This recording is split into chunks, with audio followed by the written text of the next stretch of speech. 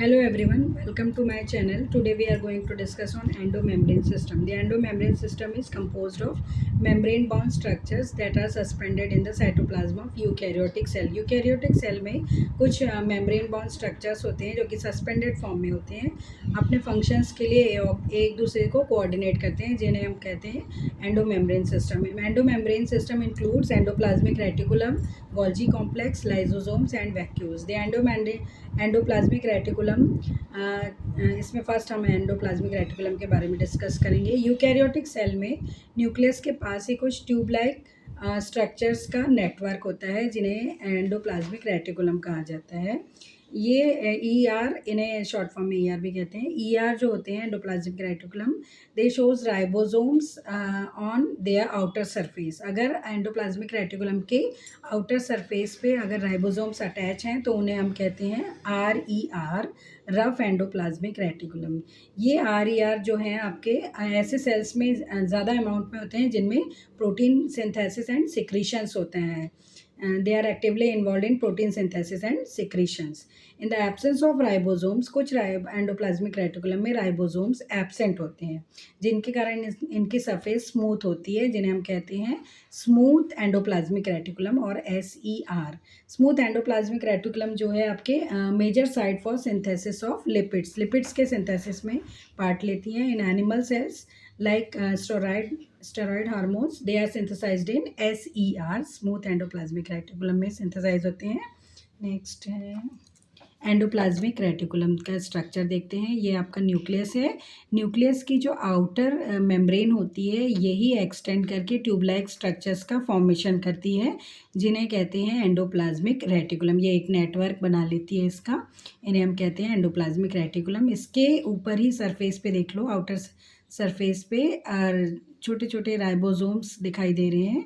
ये ribosomes attach होते हैं जिसके कारण इनकी सरफेस रफ़ हो जाती है और इन्हें कहते हैं रफ़ एंडोप्लाज्मिक रेटिकुलम। और इस साइड जो है देखिए स्मूथ एंडोप्लाज्म, इनके सरफेस पे राइबोसोम्स एब्सेंट है जिसके कारण इनकी सरफेस स्मूथ होती है। आर ई आर जो है प्रोटीन सिंथेसिस में पार्ट लेते हैं और S E R lipid synthesis में पार्ट लेते हैं। Golgi apparatus. Next Camillo Golgi ने first time dense stained reticular structure देखा न्यूक्लियस के पास ही, जिनका डायमीटर 0.5 माइक्रोमीटर से 1 माइक्रोमीटर इनका साइज़ है। गोल्जी कॉम्प्लेक्स जो होते हैं 5 to 8 फ्लैट मेम्ब्रेन बाउंड सैक्स होते हैं जिन्हें हम सेक्स मतलब थैले जैसा स्ट्रक्चर होता है, जिन्हें सिस्टर्नी कहते हैं। ये cisternae parallel to each other, एक दूसरे से पैरेलल फॉर्म में प्रेजेंट रहते हैं। देन ये जो सिस्टर्नी होते हैं गोल्जी स्टैक्स है, बहुत सारे सिस्टर्नी मिलके एक गोल्जी स्टैक्स का फॉर्मेशन करते हैं। सिस्टर्नी जो होते हैं इनके numbers, shape and organization different cells में वेरी करते हैं। ये गोल्जी स्टैक्स के इनके 2 डिस्टिंक्ट फेस होते हैं जैसे कि cis face and trans phase. Cis phase is also known as forming phase. It is convex shape and is closer to nuclear envelope और ER। ये आपका फॉर्मिंग फेज कहते हैं। ये कॉन्वेक्स शेप के होते हैं और न्यूक्लियर एनवलप के क्लोज रहते हैं।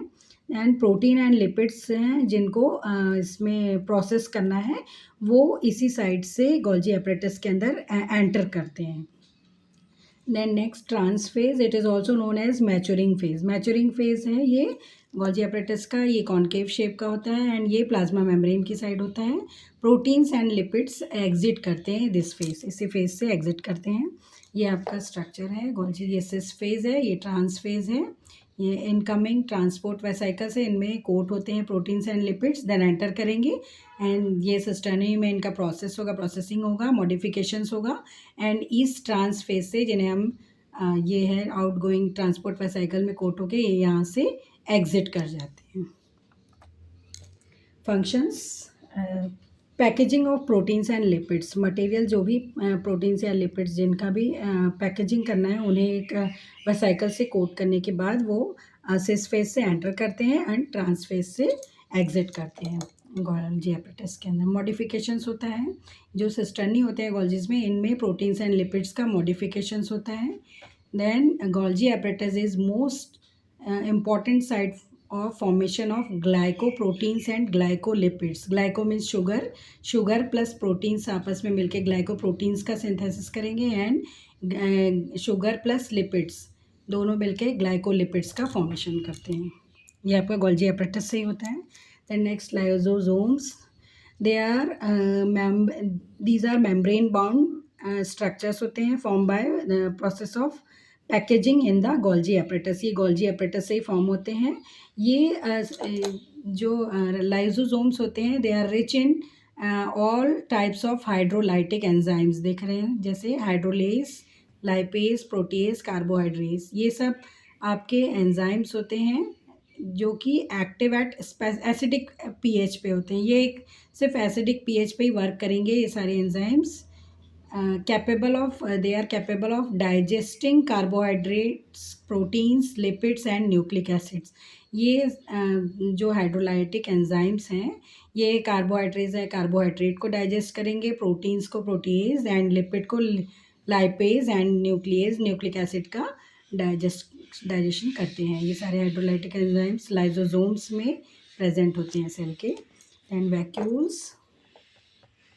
वैक्यूल्स जो होता है it is also membrane bound space होता है प्लांट्स में, found in cytoplasm. It contains, इसमें क्या क्या होते हैं, वाटर, सैप, एक्सक्रीटरी प्रोडक्ट्स जो भी वेस्ट मटेरियल है, and other materials not useful for the cells. Cells के जो भी वेस्ट मटेरियल हैं वो वैक्यूल्स में आपके स्टोर किया जाता है, हो जाते हैं। Then vacuoles is bound by single membrane जिन्हें हम कहते हैं टोनोप्लास्ट। जो वैक्यूल्स जो मेम्ब्रेन से बाउंड रहता है इन्हें टोनोप्लास्ट कहा जाता है। प्लांट सेल्स में 90% सेल का जो वॉल्यूम है वो वैक्यूल्स कंटेन करता है।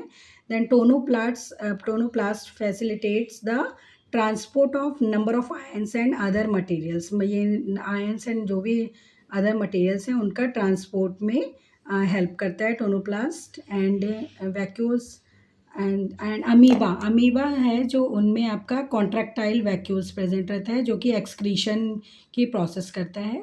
एंड अदर सेल्स जैसे कि प्रोटिस्ट जो होते हैं इनमें फूड वैक्यूल्स का फॉर्मेशन होता है for engulfing the food particles. जो भी फूड पार्टिकल्स हैं उनको ये फूड वैक्यूल्स का फॉर्मेशन होता है और वो अंदर इनसाइड सेल के अंदर ही उसको इनगल्फ कर लेते हैं फूड पार्टिकल्स को थ्रू द फूड वैक्यूल्स। ये आपके सेल है, इसमें आपके काफ़ी सारे सेल ऑर्गेनेल्स के फंक्शंस दिखाया गया। ये आपके एंडोप्लाज्मिक रेटिकुलम में इनमें राइबोसोम्स अटैच हैं। ये आपका गोल्जी एपरेटस है, इससे ही आपके लाइसोसोम्स का फॉर्मेशन हो रहा है।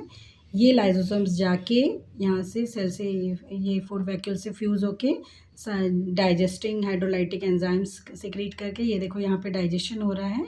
एंड देन डाइजेस्टिव वैक्यूल्स का फॉर्मेशन हुआ। देन ये एक्सोसाइटोसिस के थ्रू ये सेल से बाहर एलिमिनेट हो गए यहाँ पे।